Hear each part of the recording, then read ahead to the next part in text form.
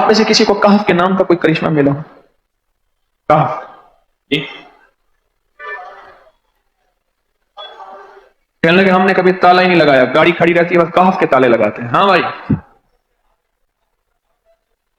کہنے لگے جس چیز پہ ہاتھ رکھ کے 7 دفعہ کہف پڑا جائے وہ کبھی چوری نہیں ہوتی۔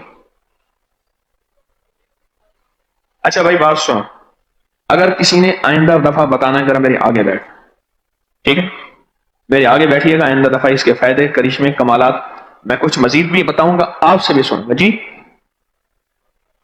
پراپرٹی کا کام کرتا ہوں، مکان بنا کے بیچتا ہوں، کہتے ہیں میں نے اصحاب کہف کے نام لکھے، اصحاب کہف کا نام لکھتا ہوں، مکان جلدی بک جاتا ہے۔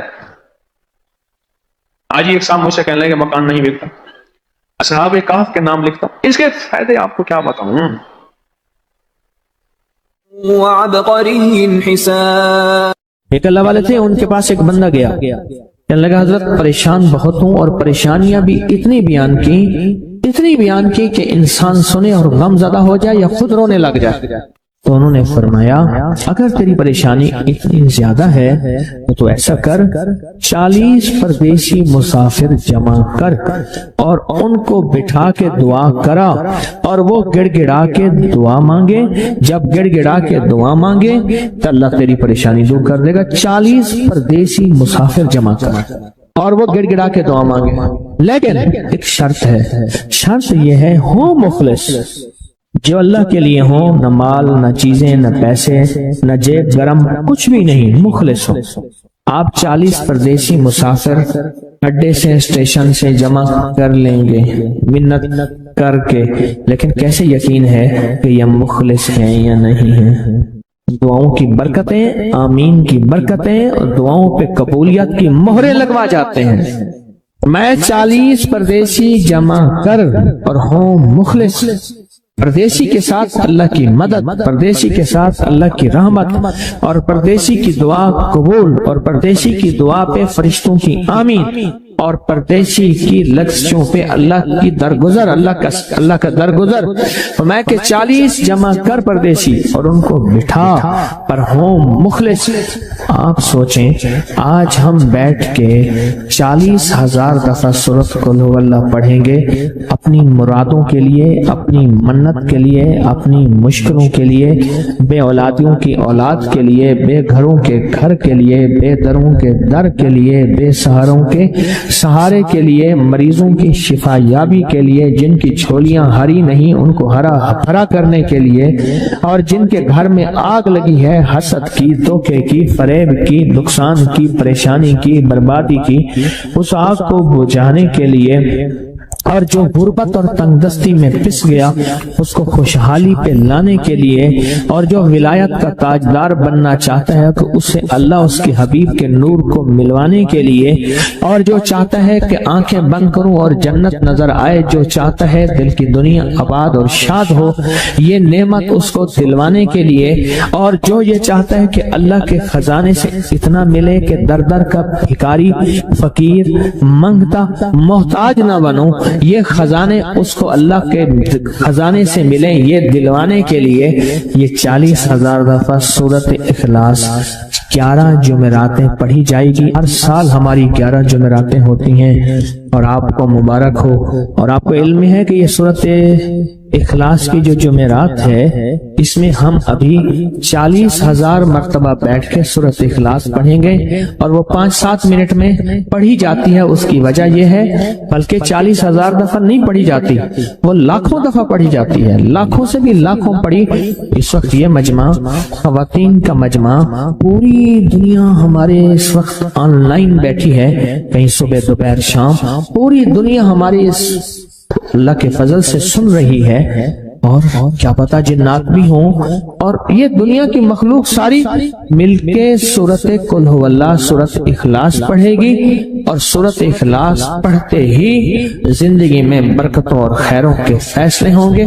اور فرمایا جو بندہ دل میں مراد چاہتا ہے، سنیں میں آپ سے پوچھوں گا بھی صحیح، صرف 2-3 افراد سے پوچھوں گا کہ پچھلے سال ہر سال جو 11 جمعراتیں سورۃ اخلاص کی ہوتی ہیں اس میں آپ کو کیا ملا، تب پوچھوں گا۔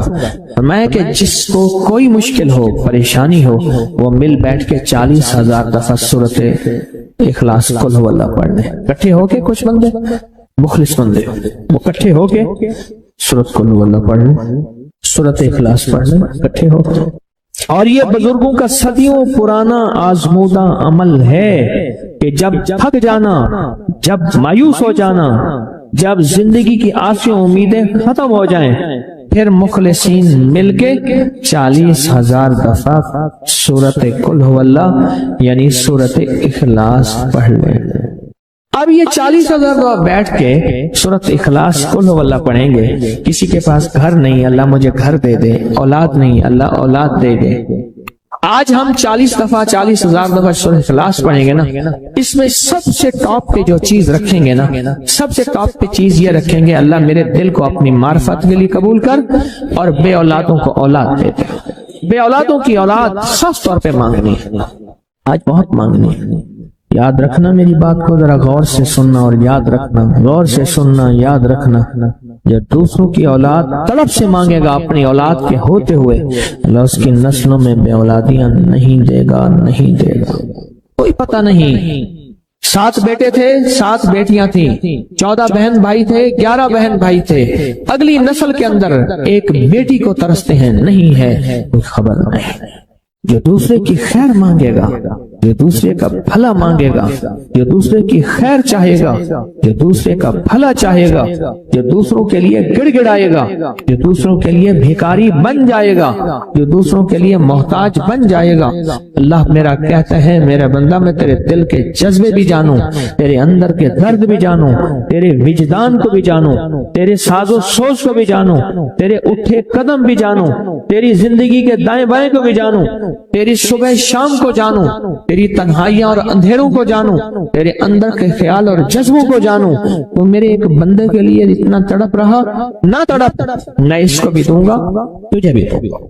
میرے حضور کی بارگاہ میں ایک سائل آیا اور بہت پریشان کہ یا رسول اللہ صلی اللہ علیہ وسلم، غربت تنگدستی فقر، غربت تنگدستی فقر، اور گھر میں حالات مفلسی بدحالی، اور یہ غربت ہماری والی نہیں، وہ پیٹ پہ پتھروں والی غربت۔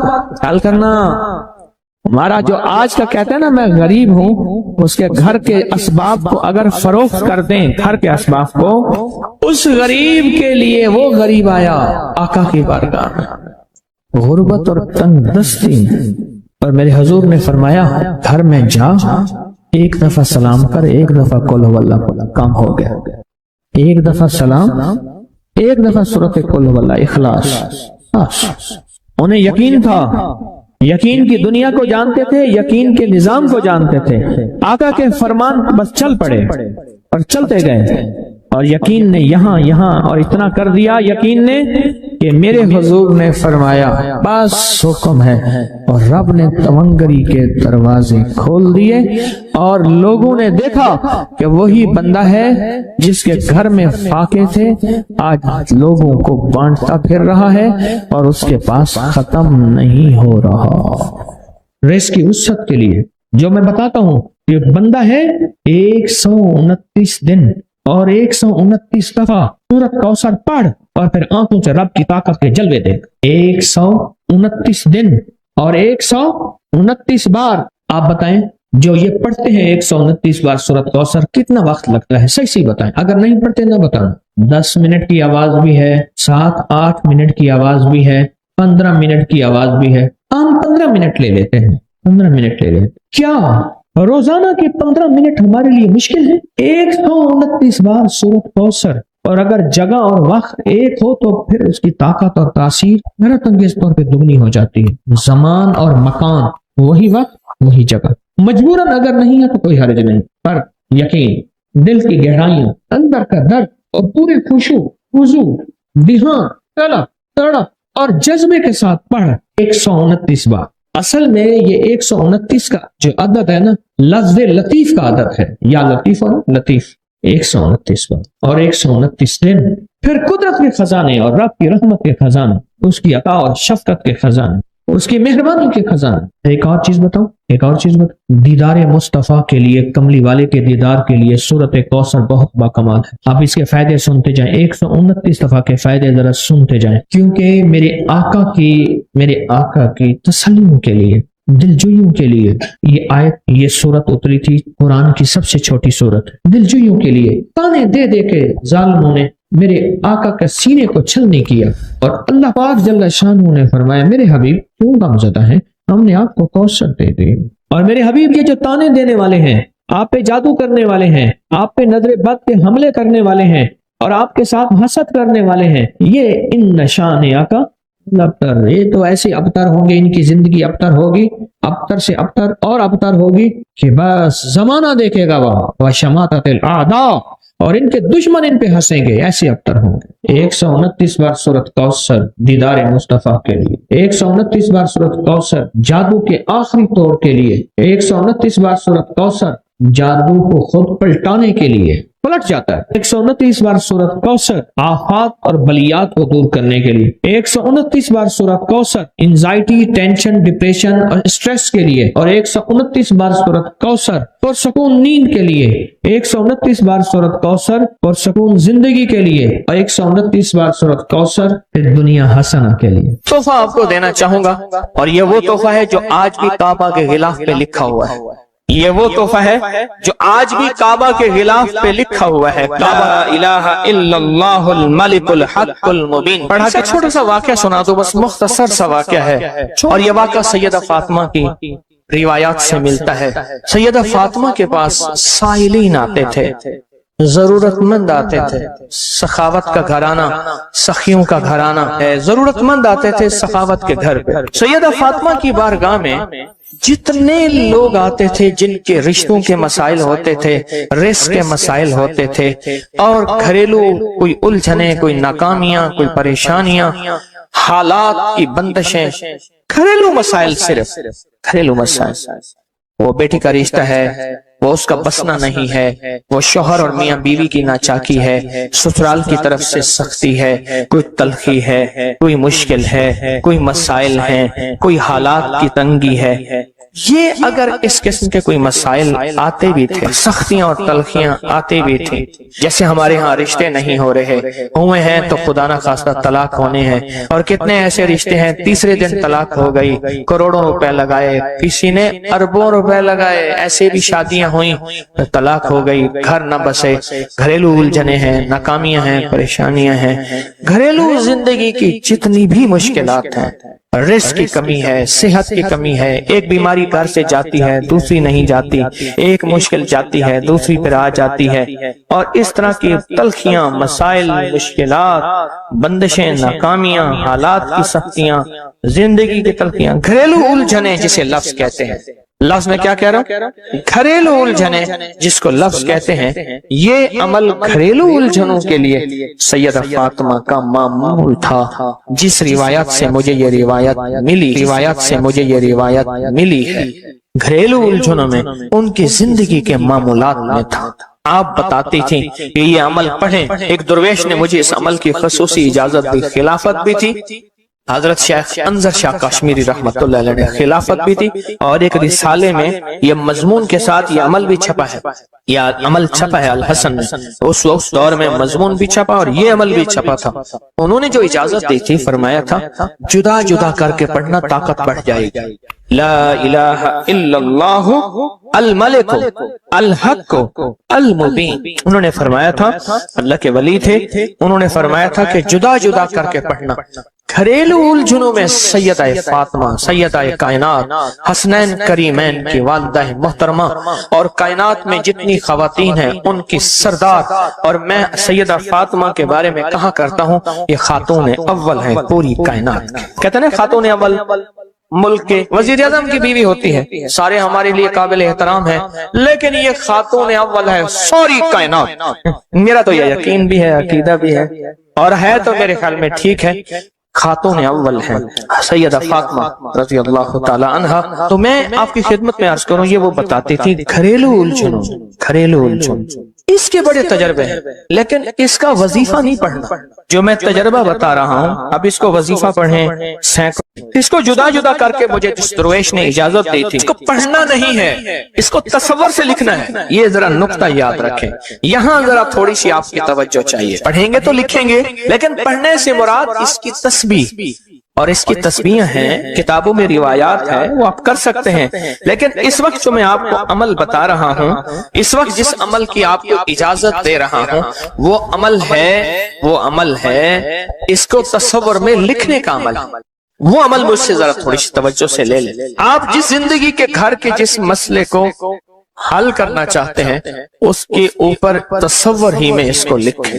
چلو آپ ایسا کریں، آپ کی اولاد ہے نا، گھر ہے، تو اس کے اوپر لکھیں ذرا، تصور میں لکھیں، لا الہ الا اللہ الملک الحق المبین۔ اچھا، یہ تصور پہلے تھوڑا تھوڑا تھوڑا تھوڑا کمزور ہوگا، پھر ایک وقت آئے گا یہ تصور مضبوط سے مضبوط تر ہوتا جائے گا، یہ تصور مضبوط سے مضبوط تر ہوتا جائے گا۔ تھوڑی سی توجہ کی ضرورت ہے، آپ ذرا رک گئے ہیں میری بات کو۔ آپ کہیں گے ورد کراؤں گا، میں نہیں کراؤں گا، آپ کہیں گے تسبیح بتاؤں گا، میں نہیں بتاؤں گا، مجھے جو عمل جیسے ملا میں تو میں ویسے پہنچاؤں گا، مجھے جو امانت جیسے ملی میں ویسے پہنچاؤں گا، میں نہیں بتاؤں گا۔ آپ کہیں گے لکھ کے ہم آٹے میں گوندھ دیں، میں کہوں گا نہیں۔ آپ کہیں گے لکھ کے بوتل میں پی لیں، میں کہوں گا نہیں۔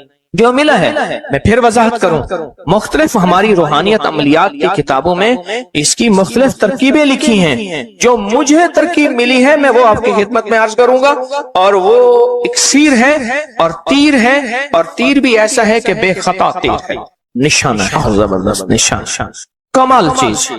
اس کو صرف 3 بار لکھنا ہے۔ اب لکھنے کی ترکیب میں بتاتا ہوں، آسان بالکل۔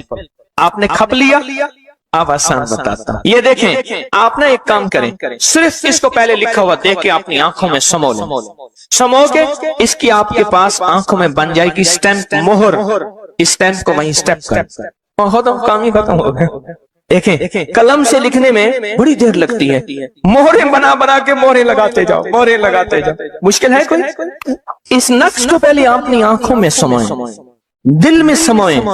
بہت طاقتور نقش ہے، کعبہ کے غلاف پہ لکھا ہوا ہے، اور اس کی بڑی طاقت ہے، الملک الحق المبین۔ اور پھر ادھر کلمہ ہے، لا الہ الا اللہ الملک الحق المبین، لا الہ الا اللہ الملک الحق المبین۔ آنکھوں میں اس کو آنکھوں میں لے لیں، اس کا عکس لے لیں، آنکھوں میں اس کا عکس لے لیں۔ چلو یہ بتا دیں، جس بندے نے کسی بندے کو قتل کیا ہو، اس کی آنکھوں میں کس کا عکس ہوتا ہے؟ قاتل کا عکس ہوتا ہے، اور وہیں سے قاتل